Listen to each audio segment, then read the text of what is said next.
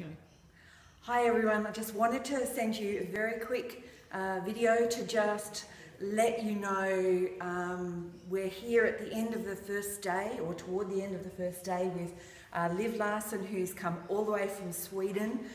She's the author of Anger, Guilt, Shame and Depression. I know that's not part of the title, but that's totally part of the whole thing. And we've just got to the end of the first day, and I am just so excited and delighted by what you're sharing. It's such a shortcut to be able to connect to what's really important to us in the moment. It adds so much, it just adds so much clarity to me of what's actually going on, and those very subtle things of what's happening inside. And I just thought you might want to take a very quick moment to just share just a little bit of this, of your shame compass, or is that what do you call it? A compass of needs? Compass of needs, of what's going on, and just a very brief overview. But it's part of the first day of what we're getting into anger, guilt, shame, and yeah. Yeah. To me, getting to know what we do to avoid shame is what we can use this compass for. Like choices we do that also has a cost, and to become aware of when we do that and start making other choices, like really embracing the shame and the needs behind that before we act, instead of avoiding it.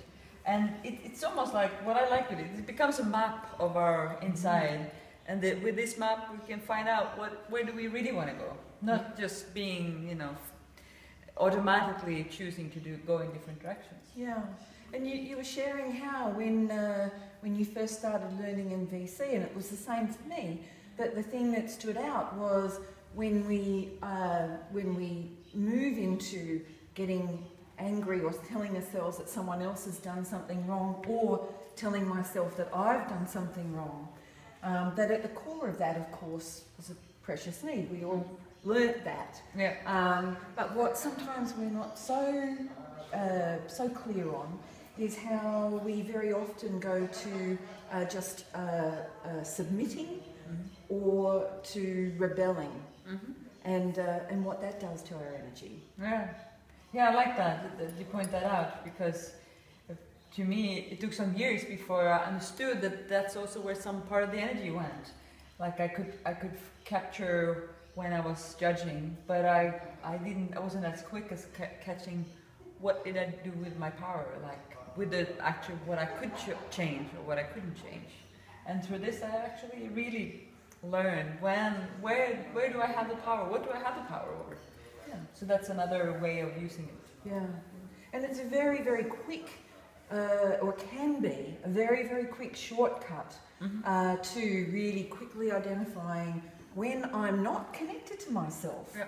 Yeah. So it's like these 4 ways are our signposts in a way, the signals to show when I'm not actually connected to myself, and how and what is. And each one's a very clear pointer as to how to reconnect to what's really important. Yeah. And that's only a small part of what we've done today. We've done so much with looking at all of those different positions and what we do to buy love, or to so much get fun. approval. And so I just really, really recommend, if you're really wanting to enhance your life and enhance your choices and make a massive difference in your NVC practice as well.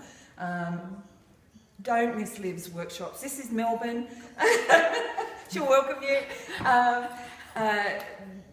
This is Melbourne. The next one's in Sydney next weekend, and the one after is in Brisbane. I think the weekend after, is that right? No, the last weekend of September. Last weekend in September.